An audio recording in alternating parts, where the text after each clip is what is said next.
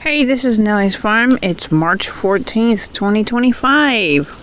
We have got a full moon going on now, a full blood moon. And last night we had the lunar eclipse, the total lunar eclipse. I did get to see part of it. So I wanted to do this video for a while now. The downsides of homesteading. Homesteading's super popular right now as people are starting to realize you can't depend on the government for anything. You have to make your own way. You have to provide your own food to be food secure and have security for your family. So I want to do a quick video of 10 things I put together detailing some downsides of homesteading, even though I can think of more, honestly. You don't think of these things when you're dreaming of living on some land and growing your own food, but you soon realize that you have a lot to deal with out here. Oh, these peach blooms are so beautiful, guys. Number one, usually you're in a remote location, away from modern conveniences. I'll expand on that a tiny bit. Way out here in rural northeast Alabama, there's not any taxi cabs. There are no Uber. None. No public buses. Absolutely nothing. We have been stranded out here an entire year with no vehicle. And if it weren't for my neighbor taking me to the store, I don't know what I would do, because we're many miles from any store. You can't walk it out here. And even if you did try, if you could walk 20 miles to the store and back, the roads are extremely dangerous. The drivers are horrible out here. And the farm dogs will chase you and bite you because they just run all over. They protect people's property. So that is one problem. You're away from everything. There's not even pizza delivery here, guys. Number two, you are isolated from the rest of society. Now that can be good and bad. A lot of people nowadays, they dream about that because humanity seems to have taken a turn for the worse. People seem to be really, cold now and seem to be getting colder. But there's a downside to the privacy and isolation, even though, my son and I enjoy it, but another son not so much, and another that left home as an adult because he hated the isolation. And you just have to have the right personality. I really don't care about going socializing. I haven't done it in many years, to be honest. And here's Dee Dee. Dee loves being outside with Mom. So you got to consider what type of personality you have. If you like to go out on a Friday or Saturday night, there's nothing here. And I mean nothing. So think about that before you have dreams of moving way out in the country. Number three, deliveries are sometimes delayed. FedEx, the regular USPS, American Mail, UPS, I can't tell you how many times it's happened, and it's getting worse. And other people, it's really bad. They cut down the services for rural carriers not too long ago, and they announced it. They said it was going to get rough. Packages would be later. There's a lady, I already addressed this. I made a video about how horrible USPS is now. There's a lady at my very small post office in tears because she missed a court date because of this. Now, I don't know the details. It's not my business, but she could have went to jail over that. She could have lost custody of her kids. Who knows, The court papers were not delivered to her. And, it's serious. That's another whole story, but out here, even when the mail was more dependable, like FedEx can't even get down my driveway. And, USPS doesn't even bring boxes down here. They did years ago, but you can't blame them for that because my driveway is treacherous. But anyway, people also steal boxes, from the side of the road. Sometimes, I've had boxes left up there. I've been pretty lucky so far. And you can't see your mailbox from here. You can't see, So think about that too. deliveries are sometimes delayed, or they just are non-existent. Number 4, unpredictable weather events such as floods, fires, droughts. We've had a drought here for about a year. Everything was dead. We just came out of another drought, but it wasn't severe as that one years ago. We've been here almost 10 years.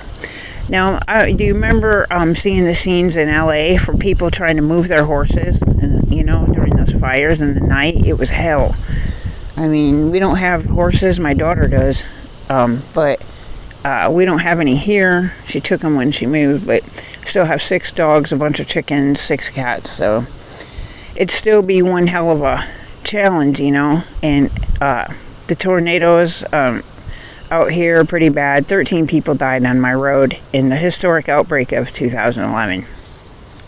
And as a matter of fact, tomorrow and part of tonight, we are at a level 4, which is really bad for chance for long track tornadoes and things. When you live out in these places, there's not a lot of help, You got to think about that. Now, I don't have family here. It's just us. We don't have family anywhere, really. So, you got to think about, do I have someone to fall back on if something happens? Like, can I move into my sister's house or whatever? I don't have a sister, but, just an example. I wouldn't go into something like this like I did with 0 help, 0 relatives, knowing, I still know nobody here except a neighbor. And so I keep to myself for many reasons. But think about that. Number 5, the terrain is challenging. As you can see, my driveway. We've actually got our Jeep stuck in the mud back here, way in the back there before. And Freya's watching Mama. Surprised she's not barking. We've got our Jeep stuck up on that hill, that very steep driveway many times. But anyway, that's not, even with a Jeep, it can be really challenging. Number 6, predators, trespassers, poachers. Okay, we have had the same guy trespassing with his coon dogs, tearing to pieces poor raccoons. These people go wherever they think they have a right to just go on your land, and because they're just chasing their dogs basically, and it's bullshit. They do not respect your land, but I bet they'd be pissed if you walked up on their land and started doing something. I guarantee that. I don't think he's going to come back after what I did the last time. But anyway, there's tons of poachers. There's poachers here that shot this lady's 2 dogs I saw in a Facebook post. They were shooting from the road at a deer and shot her dogs. She had to watch them die. She'd had them many years. These people in the rural South, okay, I'm not going to knock them completely, but they just seem to not have a respect for others, their land, or animals. I have seen horrific things since I've been here for 10 years. No, not everybody's like that, but a lot of people are. I mean, they hit dogs, stray dogs on purpose out here. They shoot them. They kill cats on purpose, I've never seen anything like this in like a dozen states I've lived in. So keep that in mind, because I'm still in shock at how people are out here. It's unbelievable at times. Breaks my heart. Okay, predators, yeah. In predators, you gotta take precautions to keep, animals safe. It's a full moon. I'm not gonna leave my dogs out much tonight because of that. Because my male watchdog, he got his nose ripped off by something that had to have very sharp claws, because he's a badass dog too, on a full moon. So I know better than to let my dogs, out and run around on a full moon here. Be careful about that stuff, especially during a lunar eclipse like now, guys. Okay, number 8, or did I miss number 7? Sorry, guys. I've got to look at my paper here. Dee Dee's exploring up there. Already got some rain in those puddles, as you can see. It's going to get a lot worse. So I made sure I got my running done yesterday. You have to plan when you live way out here. You can't just run off, unless you have a nice, decent driveway. But you really need to plan for the weather, for all kinds of stuff. Number 7, unpredictable garden results. Okay, a few years ago, I was working more than full time when my body was still able to do that. 60 hours a week. They had all the overtime you wanted. I hardly had any time for my garden, which looks rough right now, of course, because I didn't start on it yet. But, well, let's just say that I unexpectedly had so much produce that I was giving it away. I was taking it to coworkers. I took it to a few ladies that work at the stores around here that I like to talk to. Things like that, you know.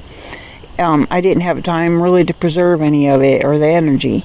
Well, last year I wasn't working because I'm not even able to do work like that. I'm trying to still find a job I can physically do after my accident and everything. So last year I had a lot more time to dedicate towards this garden, right? You'd think I had better results. Wrong. We hardly got anything. Except for things that grew in the pots. I had problems with pill bugs, slugs. There was an unprecedented number of them. Things just didn't grow. So you just don't know, you know, you can't count on that. If that's going to be your only food, you know, that's scary, you know, if that's all you got. Okay, so unpredictable garden results number 8. You often need to supplement your income like me. I've been trying to figure out how to make money on this land since I've got here. And the way the land is, these 2 overgrown pastures, and there's 55 acres here. It's tricky. It's, you know, it's not flat where I could, you know, put in, like, try to put a dog park in or something like that. There'd be no parking here for anybody if I wanted to, let people hike up on the mountain up there, you know, city people. And it sucks, you know. And it's murky, or they could get stuck in mud around here. So, you know, you have to have a job a lot of times outside of homesteading, at least until you can establish something, like growing something to sell or something. You know what I mean? Herbs, vegetables, whatever. Firewood, whatever. Okay. Now, that, by the way, you know, you have working outside the home and working in a place like this, there ain't nothing left of you afterwards. Believe me. And I have fibromyalgia and arthritis. People said I couldn't do this before I came here. I said, watch me. And I did. It's rough, but I did. Okay, and number 9, if you're still with me, not as easy to get started planting crops as people think. Here comes the Dee. I used to think that you could put a seed in the ground and it would grow. Well, ooh, there's a wasp on me, sorry. There's all kinds of wasps all of a sudden now. Come here, Freya. And you got to prepare the soil, exactly how that particular plant likes. Some plants like sandy soil, like watermelon. You know, other plants like rich, you know, wet soil. I used to think, you know, I was so naive about that stuff. It was so easy. It's not. I have a new respect for farmers after living in a place like this and trying my hand at it. Alright, and number 10, even if you're not off-grid, I'm not off-grid, but it feels like it, guys. We have very poor reception with anything. It still feels like it, because reception for phone service poor, you know, I can only get one carrier here, that's it. And for years, I couldn't even upload a video here until we finally got Kinetic, which is rural Alabama internet provider. We didn't have anything here. I literally couldn't even upload a video. The first videos I did with this channel, it took like a few hours, you know, if it did it at all, just for a short video. So there's still places like that. Alabama is way behind the times. It's like stepping into the Stone Age when you step into the state, okay? So if you're thinking of coming here, even though it's a lot, you know, cheaper living in whatever, better, warmer weather, which is a few reasons why I came, you got to consider that. I mean, there's nothing here. There's no help as far as social services to speak of. If you get in a bind, very little, things like that. So you just need to think about things like that before you consider getting a homestead. Thanks for watching. I hope you guys have a great weekend and stay safe if you are in the targeted area for this dangerous weather tonight and tomorrow. Nellie's Farm signing off. Have a great weekend.